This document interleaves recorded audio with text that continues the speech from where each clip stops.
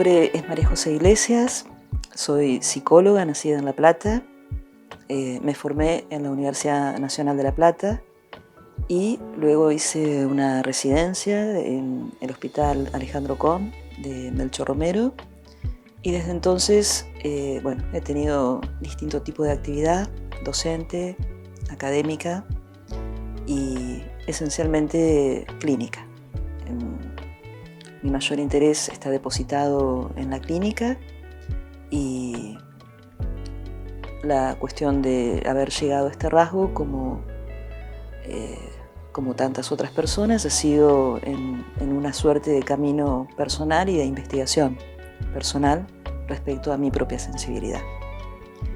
De modo que lo que tengo para transmitir es producto de una investigación en una suerte de introspección y de una investigación en el sentido más frecuente del término. Espero que la información les sea de utilidad. Gracias.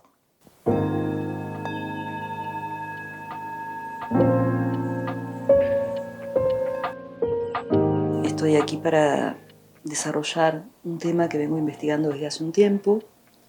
El tema se llama alta sensibilidad y se conoce por su sigla, que es personas altamente sensibles o PAS. Este tema no surgió de una investigación académica, sino más bien de una búsqueda clínica, no solamente en relación a la clínica que hace mi labor profesional, sino en relación a mi propia sensibilidad. Ese fue el motor más insistente a lo largo de muchísimos años. ¿Qué es la alta sensibilidad?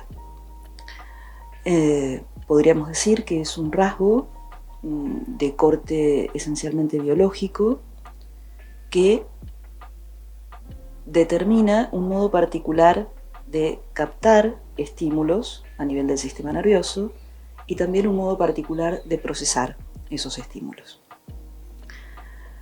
Al hablar de que se trata de un rasgo del sistema nervioso, estamos diferenciándolo de un rasgo de personalidad. La personalidad es lo visible de una serie de rasgos, características y demás que conllevan la posible previsión de un modo de comportamiento. A eso le llamamos personalidad, a ese conjunto de muchísimas características. Algunas tienen que ver con identificaciones, otras con rasgos de temperamento, etcétera, etcétera, y indica la posibilidad de prever cierto tipo de conductas. Una personalidad irascible tiende a comportarse de tal manera. Después hay, clínicas con distintas definiciones de personalidad. Pero esto es algo que es importante que sepamos que no se puede ver a simple vista, ni siquiera a través de la conducta. Entonces, ¿de qué se trata? De esencialmente una investigación, digámoslo así, introspectiva, que nos lleva a darnos cuenta de cómo sentimos desde que nacimos.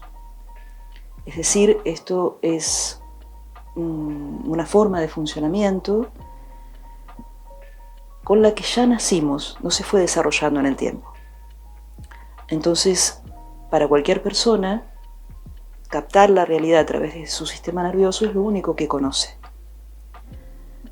De modo que, para mí, a noticiarme a cierta altura de mi vida, no hace demasiados años, que no todas las personas sentían lo mismo frente a estímulos similares, de cierto modo fue un hallazgo. Más allá de que todos escuchamos desde una subjetividad, esto tiene que ver con otro tipo de estímulos. Me refiero a estímulos de orden sensorial y a otros que tienen que ver con esto que voy a desarrollar un poquito más adelante, que es el modo de procesamiento de la información. Como decía antes, yo empiezo a investigar esto a partir de una pregunta por lo que yo llamaba mi propia hipersensibilidad desde pequeña, que fue algo que resultó problemático en términos de adaptación y en términos de ciertas etiquetas que se pusieron sobre esto. Por ejemplo, la exageración, el dramatismo, cosas que se fueron transformando a lo largo del tiempo, o timidez, en rasgos con los cuales en mi caso me fui identificando, y como suele ocurrir, porque son cosas que los demás describen y uno asiente o consiente. Entonces, investigando sobre este tema, me encontré con un test de una psicóloga norteamericana, cuyo nombre es Elaine Aron. Ella fue quien describió por primera vez este rasgo. También fue un hallazgo que hizo con su terapeuta, investigando su propia sensibilidad. Y ella en su momento creyó que estaba investigando el rasgo de introversión, un rasgo que describió Jung en su momento, pero descubrió que había algo diferente, que había personas que también eran extrovertidas y podían tener esta misma característica. El test era un test relativamente sencillo de hacer, y en un primer momento lo destaco esto porque en un primer momento me pareció que ninguna persona podía llegar a responder que no a ninguna pregunta de las que se formulaban, pero después, al hacérselo a otras personas, observé que efectivamente las respuestas eran muy disímiles. En todo caso, me di cuenta que en mi situación particular y en mi vida particular tenía que responder por sí a todas las preguntas. Y para introducir el rasgo me voy a basar en lo que Elaine Aron llamó los 4 pilares fundamentales del rasgo. Después todo lo demás puede ser variable, de una persona a otra, de una situación a otra, pero estas características son, digámoslo así, esenciales, por eso se las llama pilares del rasgo. Esto se identifica con una especie de acrónimo que sería DOES o DAS en inglés, son estas 4 letras. La primera, la letra D, corresponde a Deep Processing o procesamiento profundo de los datos que se incorporan a nuestro psiquismo como estímulos, ¿no? ¿En qué consiste el procesamiento profundo? En que cuando nos encontramos con un estímulo, inmediatamente, sin que sea un gesto voluntario de nuestra parte, ese estímulo se vincula, se linkea con millones de otros estímulos de distintas épocas de nuestra vida y de distintos ámbitos de la investigación, del saber o de la sensibilidad misma. Entonces puede ser que yo esté observando un cuadro y en ese cuadro capto X cantidad de colores o de formas que me remiten, por ejemplo, a situaciones donde miraba el cielo en mi infancia y la primera vez que descubrí tal o cual constelación, y etcétera, etcétera, etcétera. Pero todo esto que yo estoy diciendo en un tiempo cronológico y lineal no ocurre de esta manera en relación a la composición del procesamiento de la información, sino que ocurre instantáneamente. Esto quiere decir que nos llega un registro ya casi como una especie de conclusión de lo que acabamos de percibir en toda esa gama de composición, como en un escáner enorme, un escáner de todo tipo de referencias anudadas a esa situación particular. Entonces, esta forma de procesar la información hace que nuestro tiempo de procesamiento sea más extenso, lógicamente, porque no solamente se captan mayor cantidad de estímulos, sino que además el procesamiento es diferente. Entonces, este procesamiento profundo es el primer pilar del rasgo. El segundo, que se presenta con la letra O, es overstimulation, sobreestimulación. Por supuesto que los 4 pilares están enlazados entre sí. La tendencia a la sobreestimulación puede producirse ya sea por factores externos o por factores internos.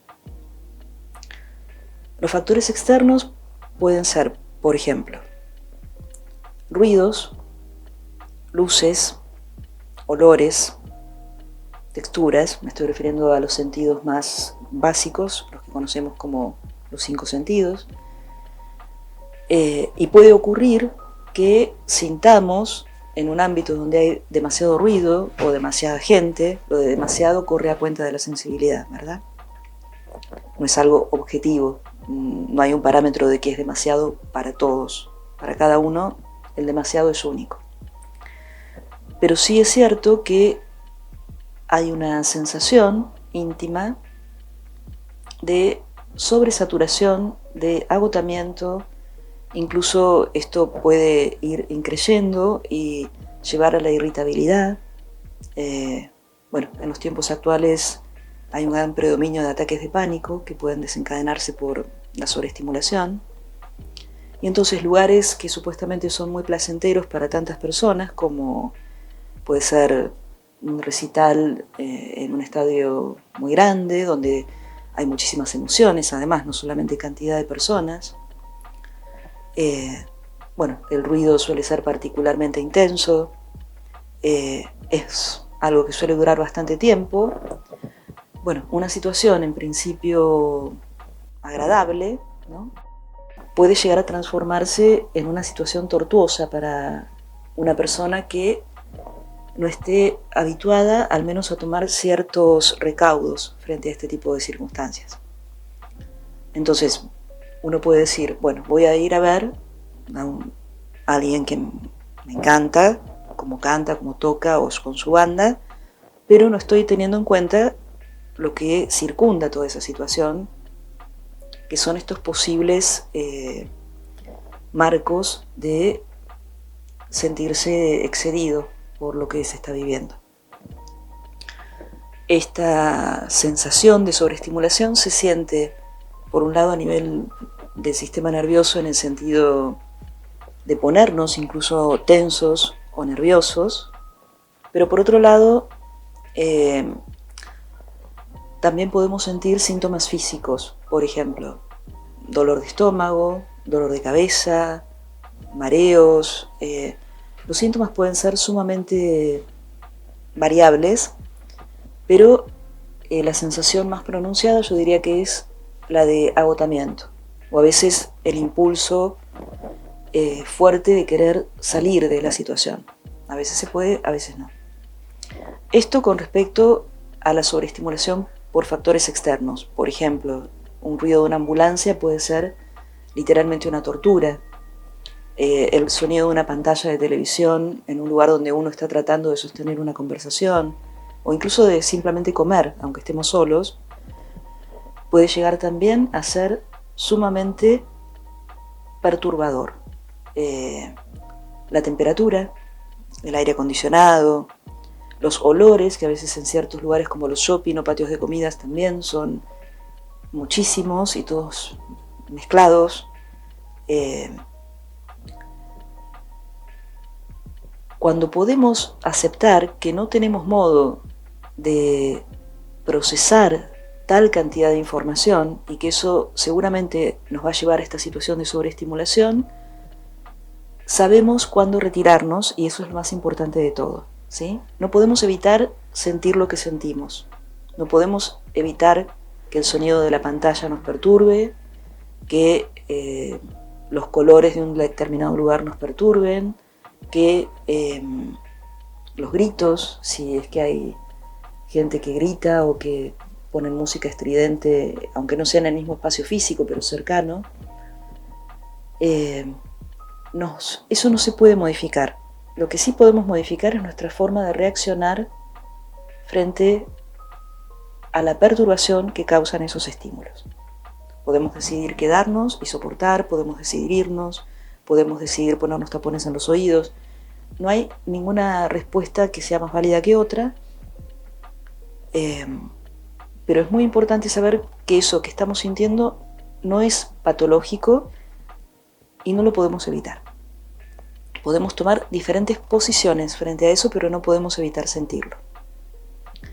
Otro factor de sobreestimulación, más complejo de manejar, es la sobreestimulación por factores internos, por ejemplo el entusiasmo. El otro lado de la sobreestimulación es más complejo de manejar. Se trata de la sobreestimulación de origen interno. La posibilidad de percibir mayor cantidad de estímulos y de procesarlos con mayor profundidad conlleva que nuestra atención se detenga en muchos detalles que quizás para otros puedan pasar inadvertidos, pero que al conjugarse en esta percepción más profunda por el procesamiento y más ampliada por cantidad de estímulos, suelen producirnos asombro, entusiasmo, ganas de investigar un poquito más sobre eso. Y esto nos acompaña desde siempre, con lo cual es muy frecuente que las personas con alta sensibilidad tengan muchísimos intereses, incluso muchos más de los que pueden llevarse adelante en una sola vida. Y esto, insisto, es lo más difícil de manejar porque muchas veces podemos llegar a sentir una enorme frustración por no poder atender a todos los motivos de interés que nos convocan constantemente, ya sea las fotos de este nuevo telescopio, o también podría ser cómo se utilizan los sonidos en terapias de sanación, no solamente de temas psíquicos sino físicos. Puede ser los viajes en el tiempo, puede ser la historia de los pigmentos en la historia de la pintura, no importa, que todo resulta sumamente interesante y todo parecería merecer parte de nuestro tiempo, incluso lenguas extintas o lenguas de escaso uso, o no importa qué, todo en principio es sumamente interesante. Entonces, eso hace que nos dispersemos al punto de llegar a no poder concluir muchas cosas, a que nos cueste priorizar un tema por sobre otro. Yo diría que es uno de los puntos más complejos para no sentirse frustrado especialmente, o limitado, o sentir que uno querría hacer muchas más cosas de las que está haciendo. Y no es una cuestión solamente de tiempo de día, o sea, de cuánto tiempo uno tiene de horas disponibles, sino también de tiempo de vida, porque al tener tantos intereses y por lo general con una cuota de pasión que también deriva de esta forma particular de captar la información, nos es muy difícil no entrar nosotros mismos en una especie de carrera para querer hacer más de lo que podemos, incluso más de lo que el cuerpo nos marca como posibilidad. Entonces, con esto le damos forma a lo que llamamos sobreestimulación, que era el segundo de los pilares. El tercero, es por empathy o empatía. Esta característica tiene que ver con que las personas altamente sensibles tienen una altísima empatía, y lo interesante de esta empatía, por lo menos desde el punto de vista psicológico lo es que no es producto de una identificación. Es decir, no es producto simplemente de un esfuerzo de ponerme en el lugar del otro.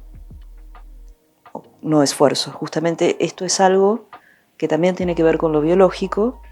Hace ya unos cuantos años se descubrió que existe un tipo de neuronas especializadas que se llaman neuronas espejo, que se ubican en la corteza frontal del cerebro. Y sabemos hoy que las personas con alta sensibilidad tienen una gran cantidad de neuronas espejo, en términos porcentuales un porcentaje muchísimo más elevado que en las personas que no tienen el rasgo. Entonces, estas neuronas son las responsables de la activación de ciertas zonas del cerebro.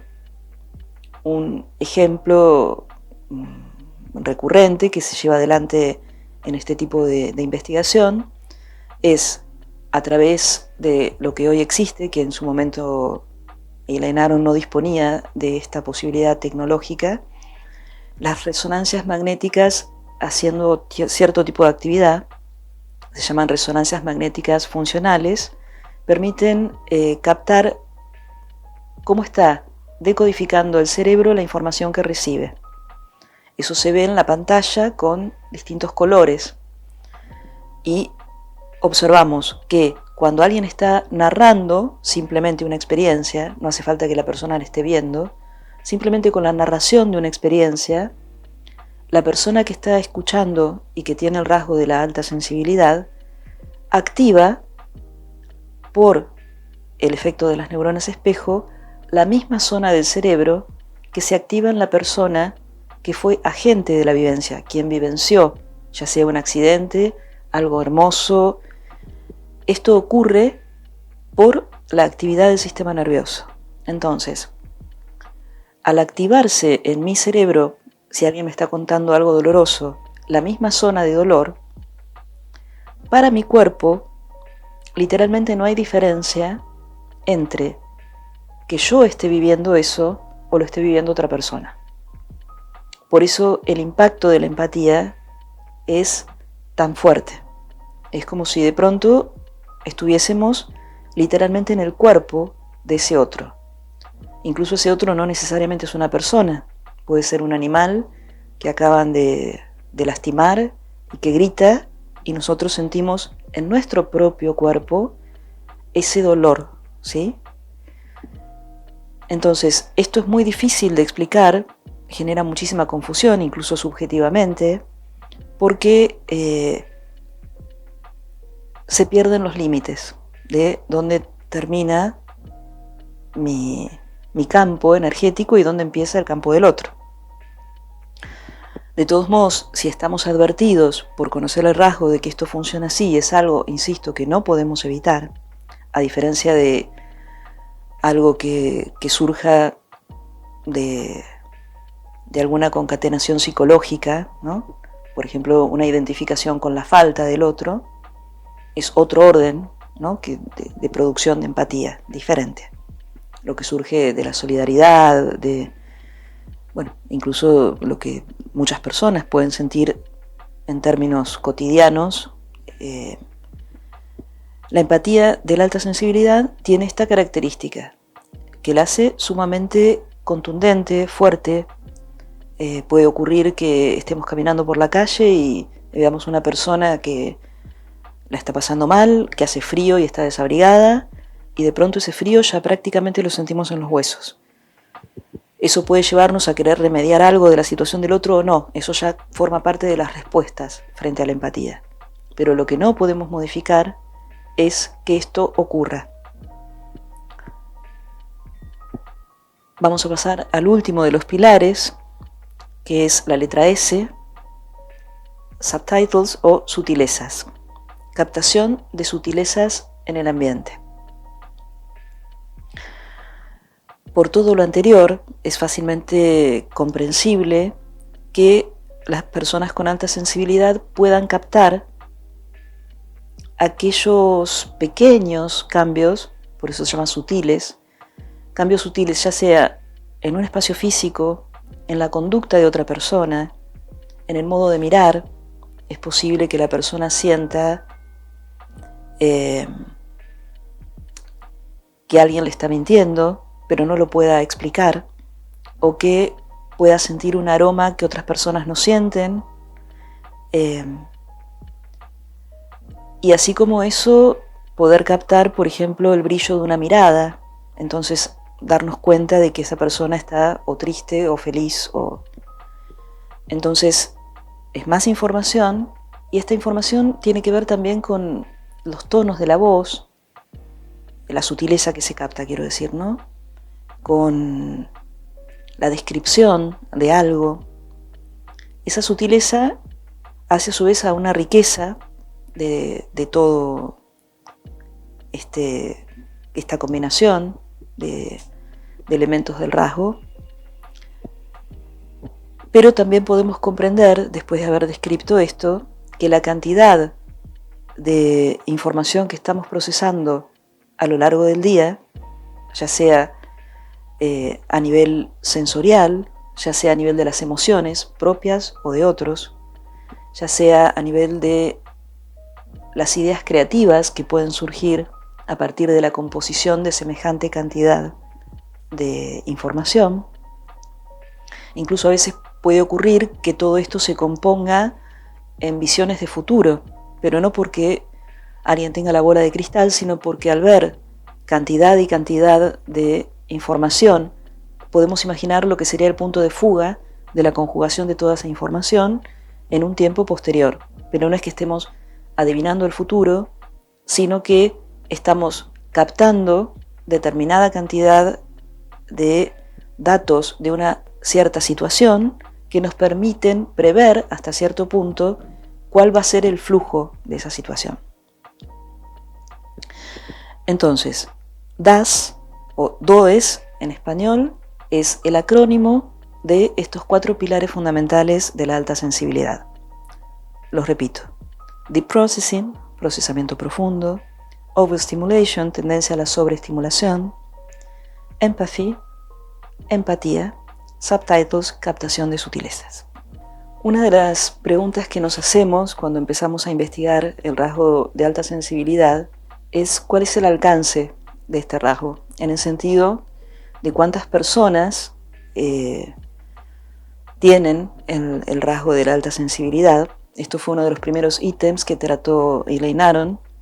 En su momento, hace unos 25 años, ella calculó, en función de estudios que se hicieron sobre miles de personas en Estados Unidos, que alrededor de un 15 a un 20% de la población, sin discriminación de género, es decir, sin importar en qué ángulo del género se identifiquen o reconozcan, entre un 15 a un 20% de la población son personas altamente sensibles.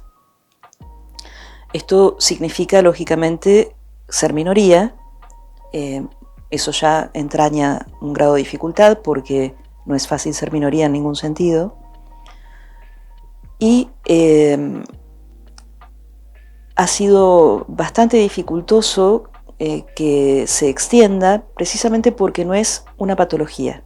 Es decir, para la medicina, podríamos decir, el rasgo no tiene relevancia porque no se inscribe, por ejemplo, en los manuales de desórdenes psiquiátricos, que son los manuales con los cuales se acuerda una misma numeración o sigla para determinados tipos de enfermedades, los manuales de trastornos o desórdenes mentales, DSM-1, 2, 3, 4, 5.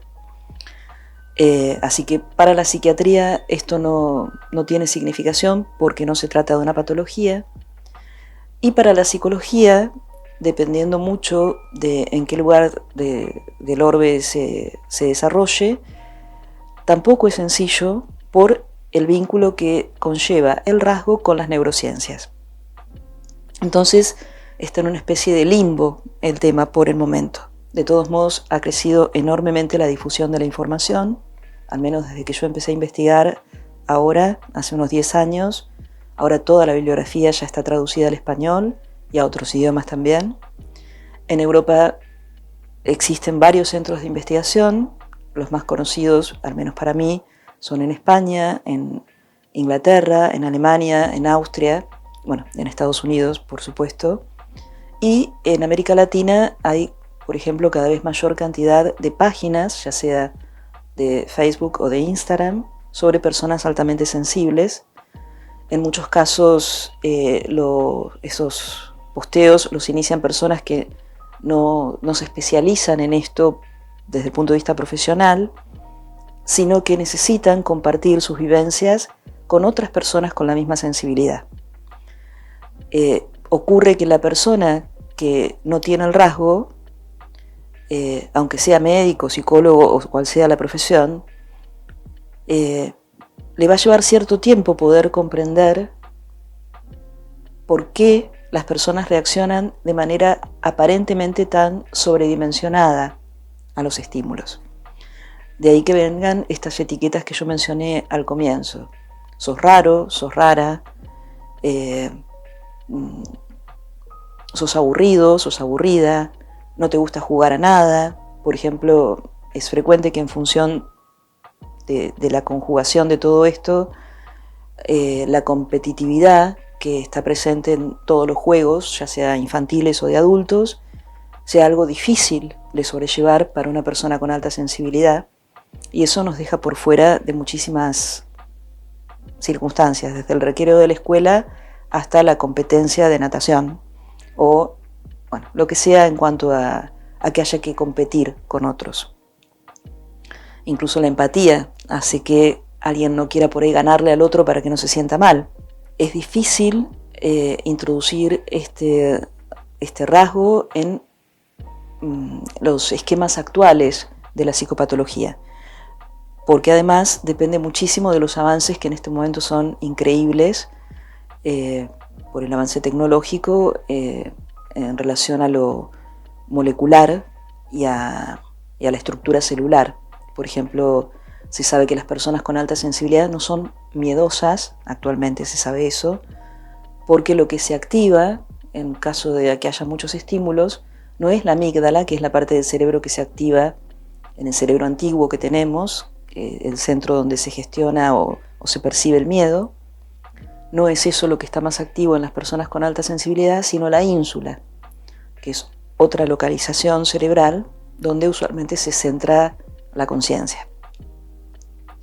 Entonces, podemos decir que este porcentaje de personas con alta sensibilidad, según los estudios que hemos leído, esto no reviste diferencias en diferentes etnias, pero bueno, hay mucho por hacer todavía en otras culturas, por ejemplo en la cultura africana. Por ahora contamos con investigaciones en Occidente y en ciertas partes de Occidente. En Argentina hay muchísimas páginas, insisto, y puntos de encuentro, porque además ya el hecho de compartir la experiencia con otros genera cierto alivio. La mayor parte de las personas cuando conocen esto dicen que por primera vez no se sienten solos o solas. Y eso es un enorme alivio, porque por lo general hemos crecido sintiéndonos completamente distintos a todos. Actualmente, por ejemplo, si un nene no quiere ir al recreo con todos, donde el ruido se exacerba, además de la posibilidad de que te golpeen, porque todos corren, porque, bueno, incluso hay escuelas por ahí que están techadas, entonces se genera un eco particular. Bueno, todo eso hace que también nuestra mirada y muchas veces nuestra preocupación se dirija hacia los niños. Por lo general, el rasgo, cuando lo tiene alguno de los progenitores, lo tienen la mayor parte de los hijos. Aún quedan muchas cosas por investigar respecto a esto, porque actualmente respecto a la genética hay grandes cambios conceptuales. Actualmente hablamos de epigenética, es decir, de la combinación de nuestra información genética con las características del ambiente en el cual hemos crecido. Es decir, el grado de estrés con el que hemos crecido, el ambiente en el que hemos crecido, si fue o no amoroso, el tipo de alimentación que hemos tenido. La genética se expresa a nivel fenoménico en un 5%, es decir, de todo nuestro genoma, que se descubrió hace ya más de 20 años, el genoma completo, a lo largo de la vida se activa solo el 5%. Esto tiene que ver con la genética en general, no solamente me estoy refiriendo al rasgo. Entonces, decir que el rasgo es genético implica meternos en un terreno pantanoso, porque es muy difícil en este momento decir o explicar qué significa que algo sea de origen genético. Actualmente sabemos que en la genética ocurren mutaciones a lo largo de la vida y que esas mutaciones a su vez se heredan. Hace 40 años se creía que era inmutable el genoma. Entonces, más que detenernos en el origen del rasgo y en la posibilidad de que esto se herede o no se herede, o qué consideramos herencia, me interesa sobre todo destacar que quienes han tenido o han convivido con este rasgo sin un ámbito que pueda alojar o comprender esta diferencia, se han visto expuestos a no solamente a etiquetas, sino muchas veces a sanciones por no querer hacer algo que supuestamente hay que hacer. Esto puede ser incluso para los niños sin un cumpleaños. Tenés que ir al cumpleaños de Menganito porque él vino a tu cumpleaños, y muchas veces los chicos no quieren ir o se quieren ir en la mitad del cumpleaños porque hay demasiados nenes, porque la animación es muy ruidosa, porque la cantidad de estímulos es infinita.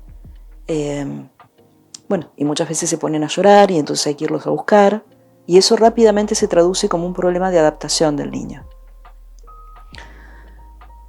Con esto no quiero decir que cualquier problema de adaptación de un niño se deba a que tiene alta sensibilidad, sino a la inversa, observar cuál es la sensibilidad de esos niños y cómo están pudiendo hacer con los momentos de sobreestimulación o los momentos donde se espera algo de ellos que ellos, sin saber por qué, no pueden cumplir.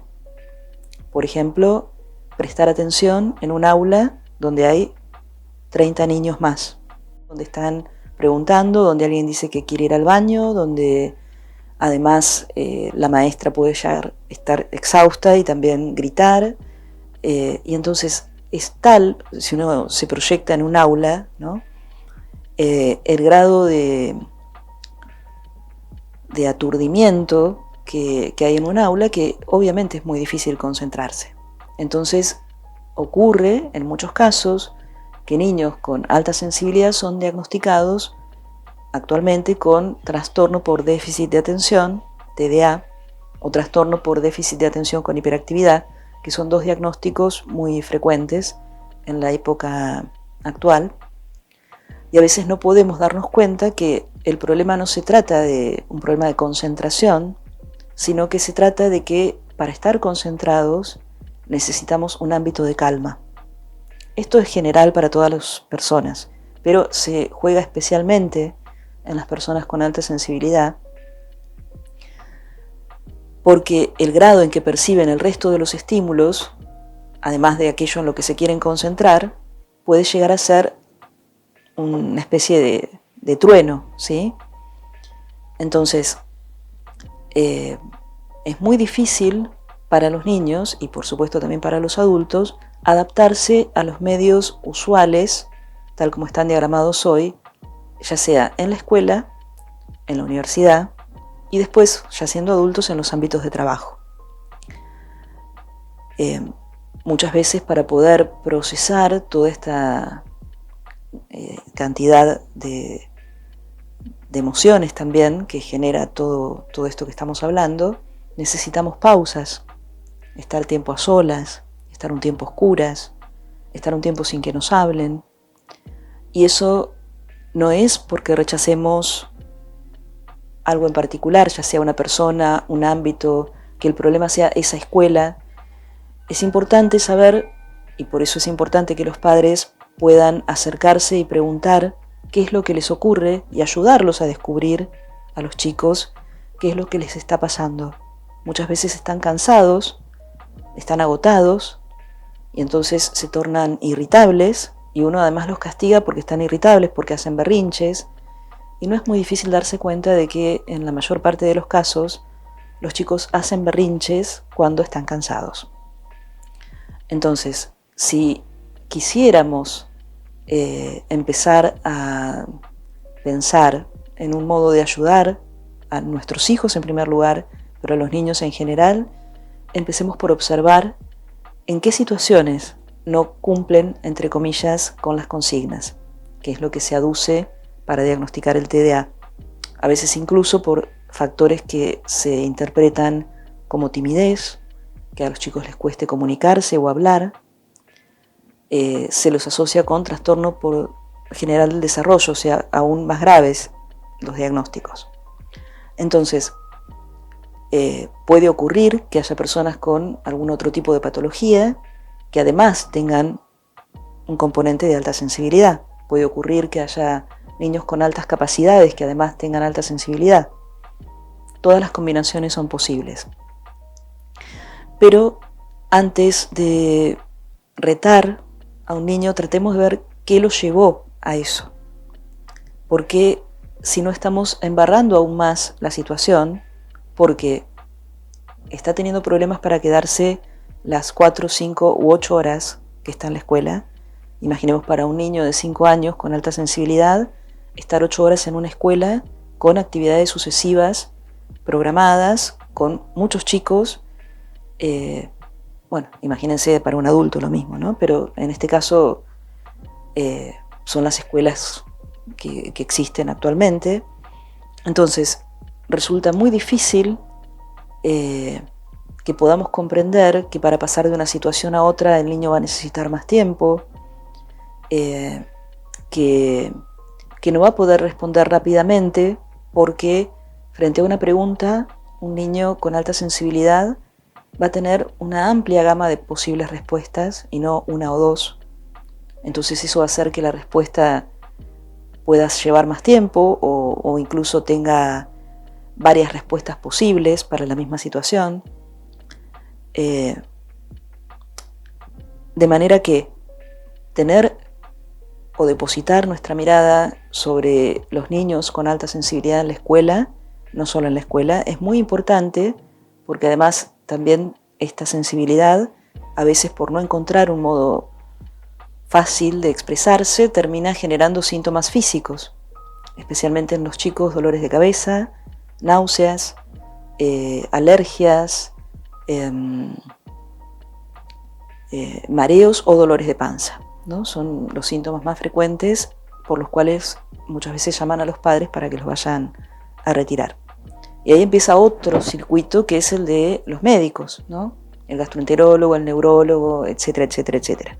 Que por supuesto siempre hay que hacer consultas, pero también tener en cuenta la posibilidad de que estos síntomas pueden deberse a estar expuestos a situaciones que no han tenido posibilidad de procesar. Y aquí tenemos lo que puede ser el deslizamiento de un rasgo, en principio neutro, como es el de la sensibilidad, no es ni bueno ni malo. Puede ser que esto se deslice hacia una patología. Y acá se empiezan a abrir otras cuestiones. Las patologías más frecuentes por las cuales una persona con alta sensibilidad llega a una consulta, ya sea psicológica o psiquiátrica, son depresión, adicciones, ambas cosas, o lo que se llama actualmente síndrome de burnout o de cabeza quemada, que son síntomas de estrés crónico, que pueden generar también enfermedades físicas, por supuesto. Las mismas que hablamos en los chicos pueden ocurrir en los adultos. Migrañas, que no logran tener ningún tipo de tratamiento a lo largo de la vida. Pueden ser dolores de estómago, pueden ser, esto de las alergias que mencioné antes, la imposibilidad de comer. Todo el sistema simpático y parasimpático está implicado, por supuesto, toda la actividad de nuestras glándulas endocrinas también se ve lógicamente condicionada por esta sensibilidad. Y entonces es muy frecuente que alguien llegue con un diagnóstico de colon irritable, que es un diagnóstico harto frecuente. Entonces, no tener en cuenta el origen del diagnóstico, de la patología, nos hace a veces perder de vista que más allá de que usemos o no tal medicación para poder comer, por ejemplo, o para que el colon no reaccione de esta manera, con tanto dolor, porque además también a veces el procesamiento de las comidas, por la misma razón, puede ser complejo. Entonces, algo que quizás otra persona puede hacer sin problema, como es comer un asado y después un helado y después seguir en una reunión hasta las 8 de la noche, y eso lo puede hacer todos los domingos de su vida, para una persona con alta sensibilidad sea completamente imposible comer esa cantidad de comida, estar con esa cantidad de gente y durante esa cantidad de horas. Entonces, a veces suelen haber presiones sociales en nuestro entorno, es común, en cada cultura son distintas, que hacen que nos sintamos en falta por no poder estar a la altura de adaptarnos a las reuniones familiares, a las celebraciones. A veces, bueno, se nos acusa de no ponerle onda, de no tener voluntad, de ser desconsiderados en relación a que nos estamos yendo antes de un evento que otra persona organizó con muchísimo amor. Y bueno, muchas veces, por todas estas cuestiones, solemos ir más allá de nuestros límites, con las consecuencias que eso conlleva, ¿no?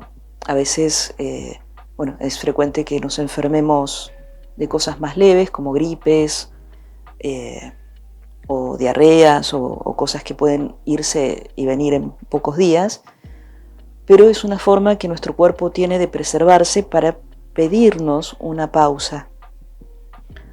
Cualquier enfermedad en cualquier persona es un pedido de escucha del cuerpo, ¿no? Ahora me estoy refiriendo específicamente a las patologías frecuentes en la alta sensibilidad. No es que estén asociadas por una cuestión particular, sino que se derivan de los problemas de adaptación al rasgo. Si yo conozco mi sensibilidad y sé que si voy a un cumpleaños de una persona que quiero mucho el sábado, el domingo voy a tener que descansar, tener una actividad de muchas horas un día, por más que sea súper agradable, por eso dije de la persona que tanto queremos, necesita de nuestra parte nuestro compromiso con nosotros mismos de tener un tiempo de descanso para recuperarnos de eso. Actualmente en nuestra cultura hay una especie de frenesí donde las actividades se suceden sin solución de continuidad. Entonces después de hacer una cosa hay que hacer otra, y después de esa otra, entonces no basta con ir al cine, ahora hay que ir al cine a comer, pero antes ir a ver a una muestra a un museo y después ir a hacer tal otra cosa. Bueno, entonces, ¿qué ocurre? Si no sabemos de nuestra sensibilidad, es probable que en algún momento, a lo largo de todo eso, nos pongamos de muy mal humor, estemos muy cansados, incluso podemos llegar a ser un infierno para los otros. Digo esto también porque muchas veces se considera que las personas con alta sensibilidad son más buenas. No, no es así. Ni más buenas ni más malas. Incluso, bueno, filosóficamente habría que ver qué es eso. Las personas con alta sensibilidad pueden ser personas que sean muy intolerantes porque han estado mucho tiempo soportando más estímulos de los que su cuerpo puede soportar. Entonces la irritabilidad es algo súper frecuente en la alta sensibilidad. Esto requiere una especie de observación de cuidado amoroso hacia uno de manera permanente. Insisto, esto es algo que sería bueno para todos los seres humanos, pero especialmente para las personas con alta sensibilidad, porque las consecuencias de intentar ir más allá de los límites que le pone el cuerpo son groseras, ¿no? Como por ejemplo esto que comenté antes. Podemos llegar a situaciones de depresión grave, que muchas veces se diagnostican como depresión mayor. Personas que directamente, después de tanto tiempo de agotamiento, llega un momento donde ni siquiera pueden levantarse de la cama. Y pueden ser diagnosticados con muchísimas patologías psiquiátricas también. Respecto a lo de las adicciones, que es una cuestión también frecuente,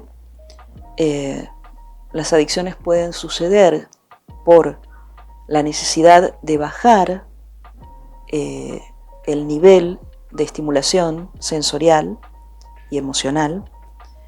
Entonces ahí vamos a usar depresores del sistema nervioso, como pueden ser las benzodiazepinas, la marihuana, el alcohol, etc.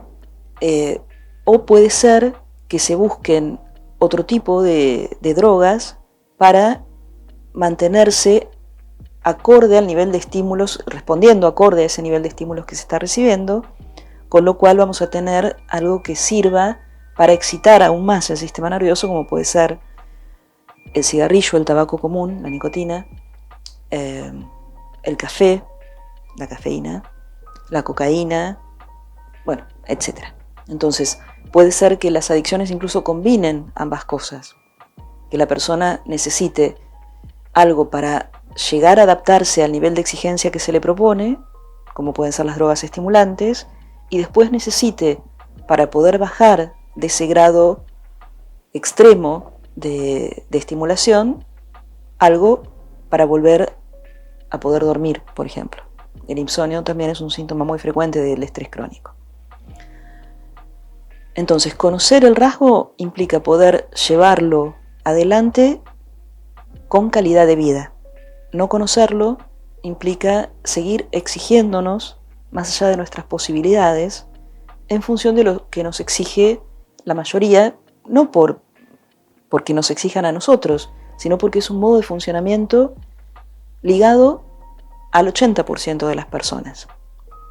No es que nadie nos quiera hacer nada a nosotros, simplemente la mayor parte de las veces puede ser que no comprendan por qué algo nos molesta o por qué no podemos ir a tantos eventos de cualquier índole. Más allá de que lo comprendan otros, lo más importante es que nosotros lo comprendamos. Es nuestra habilitación a vivir de acuerdo a esto la única que nos va a otorgar una posibilidad de vivir de distinta manera, con mucho menos sufrimiento, y ahí sí con la posibilidad de disfrutar de lo que este rasgo posibilita. Quiero decir, el hecho de percibir tantos matices es algo muy hermoso también. El hecho de que haya tantas personas que lógicamente se dediquen al arte en distintas expresiones, tiene que ver con la posibilidad de transmutar todo esto que se percibe en una forma de expresión, ¿sí? A través de la pintura, de la danza, de la escritura, no importa, en cualquier sentido de lo artístico, en lo más amplio del término. Entonces, esa es, digamos, una gran posibilidad. Una vez que uno ha encontrado un ritmo de vida y una forma de vivir acorde a esto, es posible que se encuentre con una gran disposición para utilizar lo mejor, digamos, de esto que es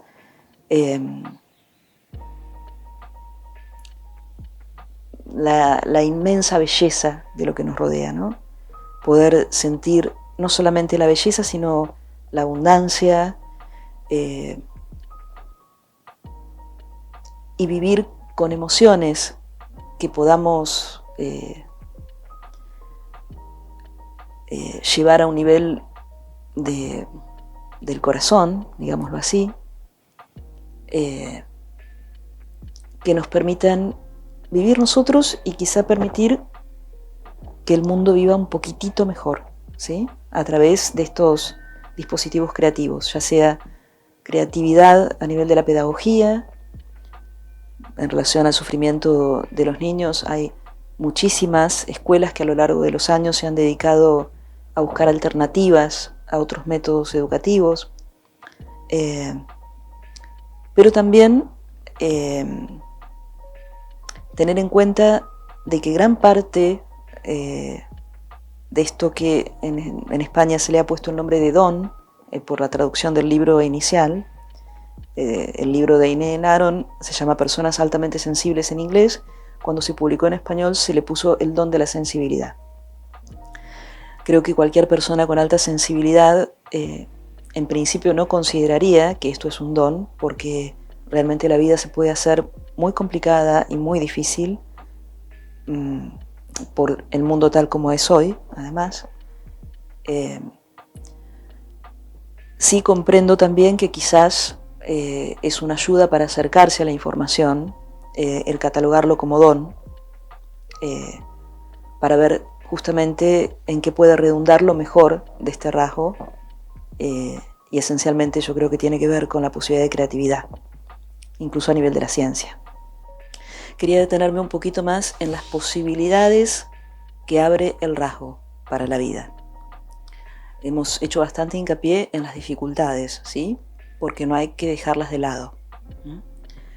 Pero una vez que conocemos el rasgo y que podemos armar nuestra vida acorde a esta sensibilidad, la cantidad de momentos de felicidad y la intensidad con la que podemos vivir, desde pequeñas cosas como leer un poema o prender una vela o sacar fotos o captar un atardecer y emocionarnos y que la piel de gallina se nos vaya por todo el cuerpo. La maravilla, la posibilidad de percibir la maravilla y la expansión de todo es un regalo de esta sensibilidad para quienes podemos llegar a disfrutarla. Todos tenemos la posibilidad de disfrutarla, siempre y cuando respetemos nuestra esencia, en este caso, en relación a la sensibilidad, la posibilidad de hacer de esto incluso un sentido para nuestra vida, en todos los aspectos posibles, ¿sí? Ya sea de las relaciones o los vínculos interpersonales, la posibilidad de transmitir a través de imágenes o palabras lo que a veces es tan difícil de transmitir, poder ponerle incluso palabras a lo que no lo tiene. Bueno, efectivamente creo que es algo maravilloso que podemos compartir y que es bueno para todos. Y si alguno de ustedes al escuchar esto se siente cercano a esto que hemos hablado, sepan que hay muchísimas fuentes para brevar en este momento, para profundizar, para que cada vez nos conozcamos un poquitito más y sigamos nosotros siendo los nuevos investigadores. Cada paz que se reconoce como tal por su propia sensibilidad es un investigador en potencia, así que cada persona con alta sensibilidad es un investigador de la sensibilidad. De modo que si esto les resonó, sepan que no están solos.